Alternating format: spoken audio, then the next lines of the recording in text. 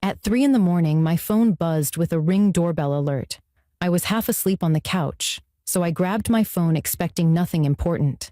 When I opened the app, I froze. The camera showed someone standing at my front door. The shock hit even harder when I realized the person outside looked exactly like me. Same hair, same jacket, same posture. I was inside watching a perfect copy of myself knocking on my own door. Then, the woman on the screen lifted her face toward the camera and spoke my daughter's name. My name is Kira Lorne. I am a mother who has lived with the pain of losing my daughter Hallie for 5 long years.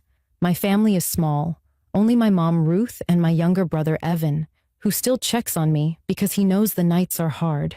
I have never seen anything more terrifying than watching my own face say the name of the child I have been praying to find. The night started out quiet. I had spent the evening finishing a drawing job and then watched a show until I drifted off on the couch. My house sits in a calm neighborhood where people leave porch lights on and talk to each other across their lawns. It is not the kind of place where you expect strange things to happen. Ever since Hallie disappeared, I have tried to keep routines that make me feel grounded. I wake early, work from home, visit my mom every afternoon, and try to stay occupied so the memories do not pull me under. My brother Evan, who works as a police officer, had stopped by earlier with takeout. He usually leaves after checking the locks and making sure I am okay. That night felt like any other night. I fell asleep with the TV playing and the room dim. Nothing seemed out of place until the alert sounded on my phone. When I tapped the screen, the picture showed my front porch. The woman standing there wore my clothes and held herself exactly the way I do when I am cold. She knocked gently 3 times. I felt my body go rigid as I realized I was watching someone who should not exist. I sat up straight and stared at the screen, and when she looked into the camera, I felt a wave of fear hit my chest. Her lips moved, and I heard her say one clear word, Hallie. Hearing my missing daughter's name come from a stranger who looked like me shook me so deeply that I could barely breathe. If you are watching this, subscribe to the channel and tell me in the comments where you are watching from so I can welcome you. My hands shook so hard that I nearly dropped my phone as I stared at the woman on the screen who looked exactly like me. I felt trapped between disbelief and terror, unsure if I was awake or dreaming. My heart pounded as I stepped away from the couch and backed into the hallway, keeping my eyes on the live feed. The woman stood still for several seconds, then leaned closer to the door as if she was listening to something on the other side. I took slow breaths and whispered to myself that it had to be a malfunction or a glitch. But the more I watched, the less sense it made. The woman's movements matched the way I moved when I was tired after a long day. Her fingers tapped the railing the exact way I did when I was thinking. There was no way the camera had created that level of detail. I forced myself to check the front window to confirm what the feed was showing. When I peeked out, the porch was completely empty. I looked back at my phone, and the woman was still standing there. The confusion hit me so hard that my legs felt weak. I whispered, "This is not possible," as my throat tightened. I pressed my hand against my chest, trying to slow my breathing enough to think clearly. The woman on the screen slowly turned her head toward the Ring camera again and said my daughter's name a second time in a steady, quiet voice. Hearing it repeated made the fear inside me grow sharper. I stepped back and covered my mouth, struggling to hold myself together. I tapped the screen to replay the last 10 seconds, hoping the audio would make more sense the second time. The voice sounded exactly like mine. Same tone, same pitch, same soft rasp I get when I have been up too late. I felt as if something cold had wrapped itself around my spine. I needed help. I grabbed my phone and called my brother Evan. He answered, sounding half awake, but the second he heard my voice, he asked what was wrong. I told him exactly what I was seeing, my words stumbling over each other as I tried to explain that someone who looked like me was outside my door. Evan's voice shifted immediately into the firm, focused tone he used at work. He told me to stay away from the windows, stay inside, and lock every door. I checked the front door's deadbolt even though I already knew it was locked. The doorbell chimed again, but when I checked the live feed, the woman was gone. The porch was clear. The cold fear inside me only grew stronger. People do not vanish without moving out of camera view. I stared at the screen, trying to figure out where she could have gone. The motion alert triggered again, and I almost dropped my phone. When the video loaded, the woman was standing at the bottom of my front steps facing the street. The camera caught only her back, but I recognized that jacket and the way her shoulders curled forward. She took one slow step toward the road and paused as if she was waiting for something. I pressed my hand against the window again, but the yard was empty. I felt dizzy trying to understand how the camera could show someone who was not physically there. I whispered to myself, "This feels wrong," and I knew something more disturbing was happening than a simple glitch. When Evan arrived minutes later, he came in fast and checked every room with his flashlight. Even though I told him I had been inside and alone the entire time, he walked to the front window and checked the porch. Nothing. When I showed him the footage, he narrowed his eyes and replayed it several times. He said the same thing he had said before, that someone must have edited the video or hacked the feed. I shook my head and told him I watched the woman live. I watched her move. I watched her speak. The more I insisted, the more worried he looked for my safety and my mental state, which made me feel even more lost. I replayed the clip again, this time raising the volume. When the woman said my daughter's name, a faint sound followed behind it, like a child humming a soft tune. The melody was slow and familiar. It was the lullaby I used to sing to Hallie before bed. Hearing that small voice in the background pushed the fear inside me into something deeper, something sharper, something that made my hands turn cold. I knew then that the woman outside was not trying to scare me. She was trying to bring my attention to something connected to my daughter, and that knowledge terrified me more than anything else. Evan stood beside me, his jaw tight as he replayed the footage again, but I could tell he was trying to stay rational for my sake. His training pushed him toward logical explanations, but nothing about what we saw felt logical. I kept my arms wrapped around myself as I tried to steady my breathing. Every instinct inside me told me that the video was not a trick, and that the woman on the screen had meant something specific by calling my daughter's name. I said to Evan, "I need to understand what this means. There is a reason she said Hallie's name. I cannot ignore that." He took a slow breath and shook his head, telling me that I was too emotional to think clearly, but I could see a flicker of uncertainty in his eyes. He could not explain the faint humming in the footage either. The sound had rattled him. I walked over to the table where my laptop sat and opened the Ring app on a larger screen. Seeing the footage on a bigger display only made it more unsettling. I paused the video at the exact moment the woman leaned toward the camera. Her face looked identical to mine, except for the eyes. Mine were warm brown. Hers appeared darker, almost shadowed, as if something inside them did not belong to me.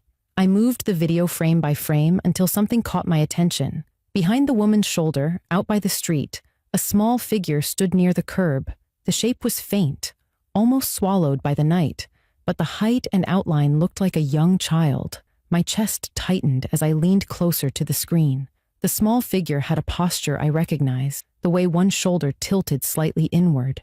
I whispered, "Evan, look." He leaned over me and stared at the screen. He stiffened when he saw it. He immediately said it could be a shadow or a distorted image, but his voice cracked slightly, betraying his confidence.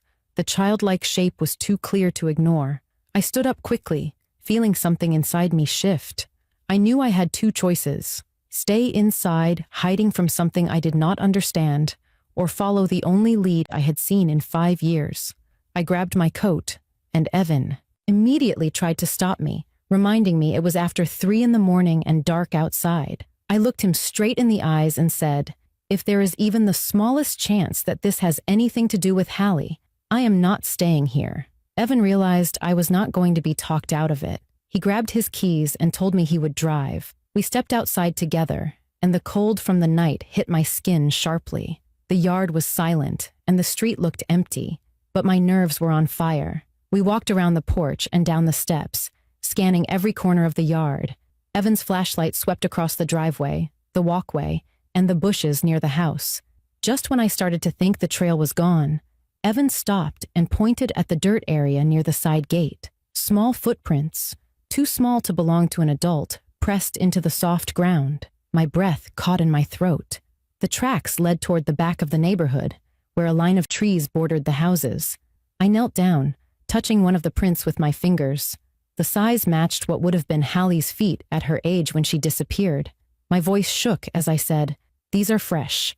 Evan swallowed hard and told me not to jump to conclusions, but he could not deny the evidence. The tracks continued into the wooded area, and I felt pulled toward them as if something deep inside me was guiding my steps. Evan kept close behind me, reminding me to stay near him, but I moved faster than he expected. Every sound in the woods made my heart jump, but I listened carefully for anything that might resemble the humming we heard in the recording. After several minutes of walking through the dark trees, we both stopped at the same moment. A faint sound drifted through the woods, soft and delicate, like a child humming a familiar lullaby. My breath tightened. It was the exact tune I used to sing to Hallie every night. I moved toward the sound without thinking, calling her name gently. Evan reached for my arm, telling me to slow down and think, but the humming grew clearer, pulling me forward. When I stepped into a small clearing near an old abandoned shed, the humming stopped. The space fell silent, and the cold air stilled. That was when I saw a small shape standing near the corner of the shed. The figure was the size of a child, facing away from me, with long hair and a white dress moving slightly in the breeze. My heart raced as I whispered, "Hallie," hoping with everything inside me that she would turn around. My voice shook as I whispered my daughter's name into the cold night air, and the small figure near the shed slowly turned toward me. The flashlight beam caught her face just enough for me to recognize the features I had memorized from old photos. Her eyes were the same soft brown, her cheeks round in the way they had always been, and her hair fell over her shoulders like it did when she was 8. My breath caught so sharply that my chest hurt. It felt impossible to believe she was real and standing in front of me after 5 empty years. Yet she stared at me with a mixture of fear and longing that made the world around me fade. I took one careful step toward her, afraid she would disappear if I moved too fast. She stepped back as if she did not trust her own eyes. Her voice trembled as she whispered, "Mom, you are not supposed to be here." Hearing her call me that again hit me so hard that tears filled my eyes instantly. I reached out my hand, but before I could come any closer, a sound behind the shed made both of us tense. Evan raised his flashlight, and the beam swept across the trees until it stopped on a figure stepping out from behind the shed. My stomach twisted into a knot when I saw her. It was the woman from my doorbell camera, the one with my face. She looked the same as she had in the footage, down to my jacket and the loose braid in her hair. But up close, her expression was empty in a way that made my skin crawl. Her smile did not reach her eyes. Her eyes did not look human. They looked like something pretending to understand how humans move and speak. Hallie grabbed my sleeve and pulled me closer to her, shaking as she said, "She told me she was you. She said she could keep me safe if I listened." My heart broke, hearing the fear in her voice. I kept my arm around her tightly, trying to steady her, trying to steady myself. Evan stepped in front of us with his hand raised toward the woman, telling her to stop where she was. The woman tilted her head in an unnatural way, then stepped forward with slow, measured steps, as if she was mimicking human behavior. Her voice sounded just like mine when she said, "Kira, you should not have come here." I was keeping her safe. The sound of my own voice coming from her made my stomach turn. I shouted at her to stay back, but she kept walking. She lifted her hand toward us, palm open, and repeated Hallie's name with a strange calmness. Hallie buried her face against my side and whispered, "She wanted to take your place." The meaning of those words hit me hard. The woman took one more step, and the flashlight beam caught her face at an angle that made her features ripple, as if something underneath her skin was shifting. Evan shouted for her to stop again, his voice strong and grounded, but she did not react to him. She seemed fixated on me and Hallie, drawn like a magnet. Evan shined the flashlight directly into her eyes, and something sharp and wrong flickered across her face.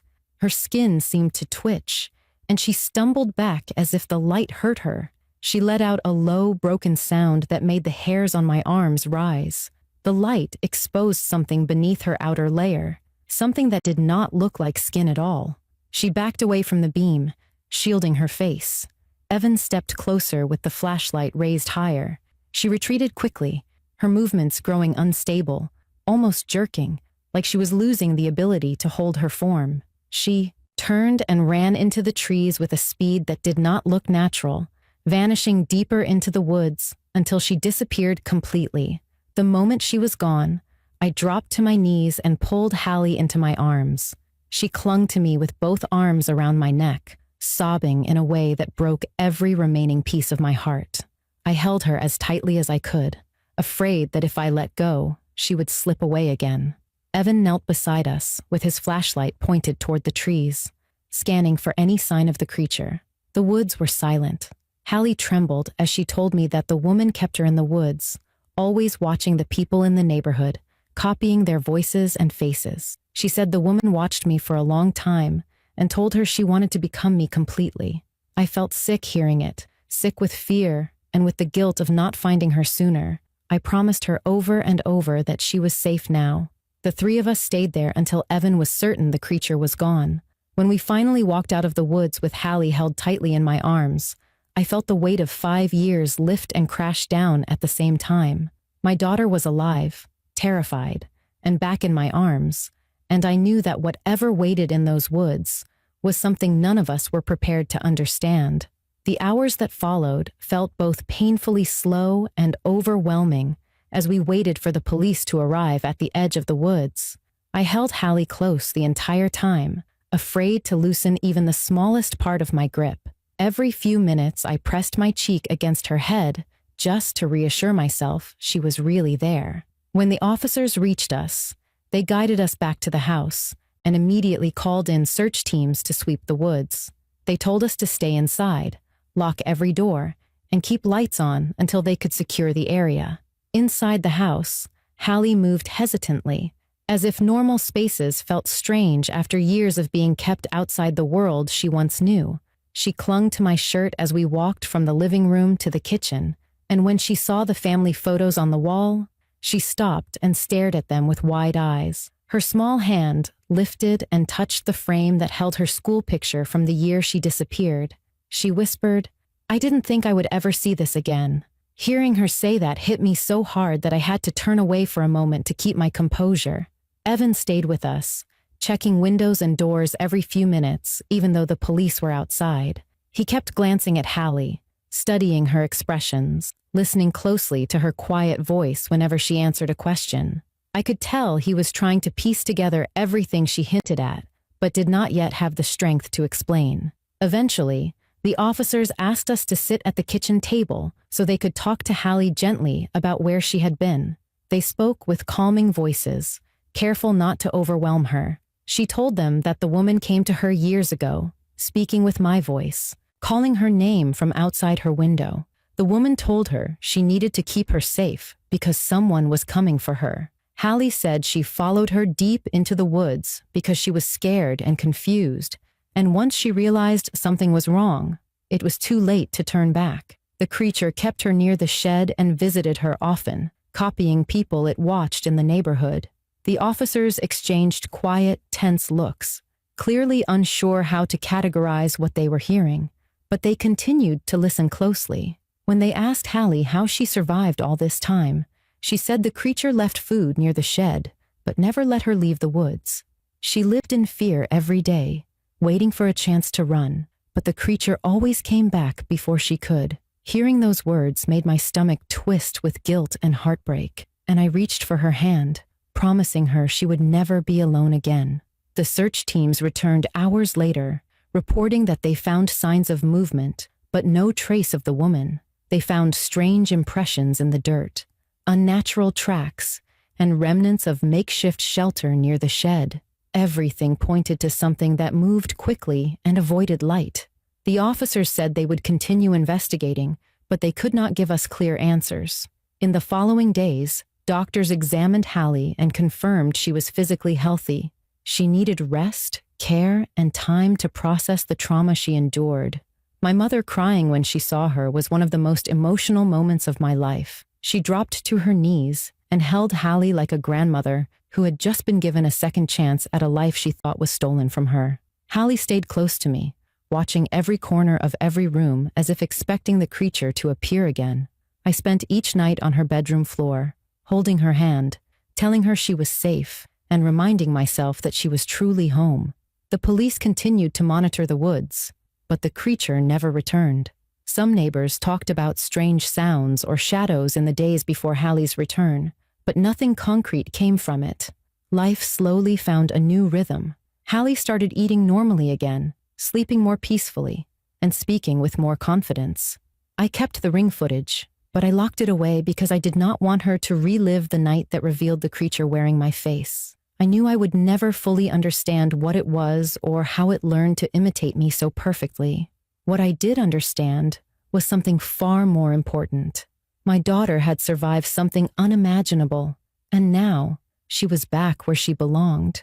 I spent 5 years wondering what happened to her, and waking up each day hoping for one more chance to hold her.